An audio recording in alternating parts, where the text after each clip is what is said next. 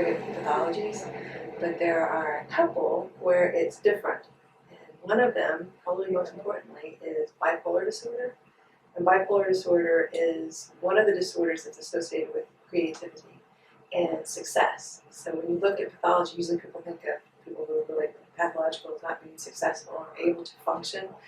Bipolar people are, and some of the most creative people are bipolar.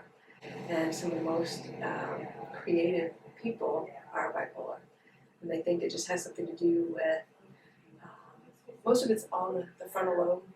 And the frontal lobe area is associated with decision making, and impulsivity, and issues like that. And so whenever there's something that goes wrong in the frontal lobe, a lot of times what you see is people doing kind of what they think, or kind of letting free their thoughts and emotions, and part of it is creativity.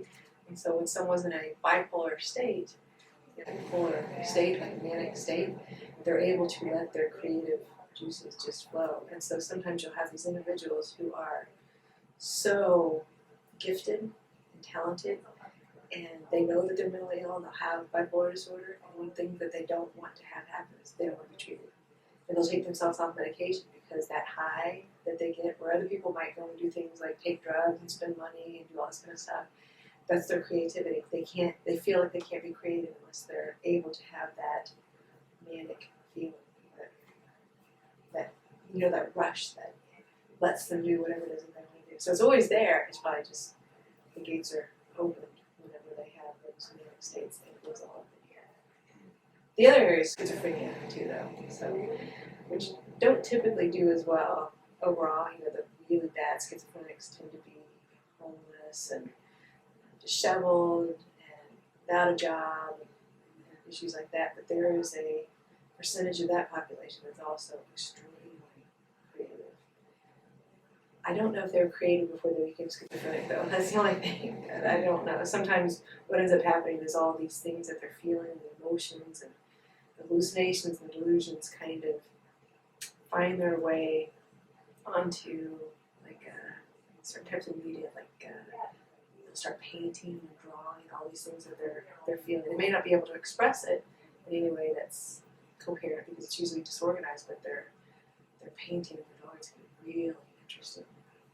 But probably the closest thing that I've ever done research-wise is the presentation of mental illness in film, and how probably the most interesting madness are individuals who are creative or aggressive is one of them too, but people who seem to be like this brilliant crazy, like in A Beautiful Mind, where they make it where here's this person that's so amazing and so talented, and it's really such a rare phenomenon that it kind of makes lay people assume that that's what you can get with schizophrenia. Maybe it's not so bad because here's this wonderful little area we can be really super talented in. Also things like areas that they're really, really good in. So people tend to be fascinated with the brilliance of mental illness, the perceived brilliance in certain areas of mental illness, but it's really one area where you can be so well treated with the medication.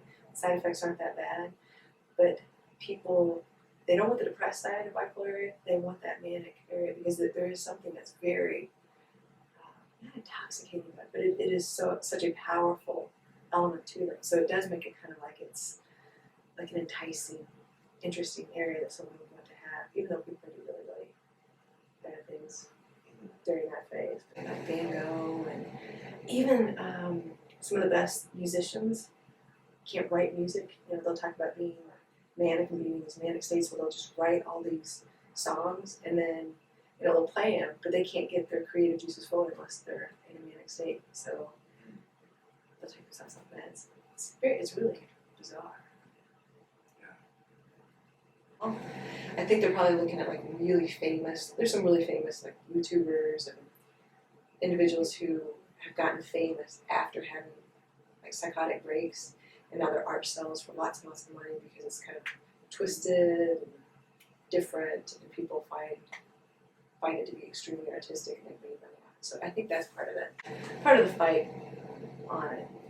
I don't know. Do I think it exists? I totally think it exists.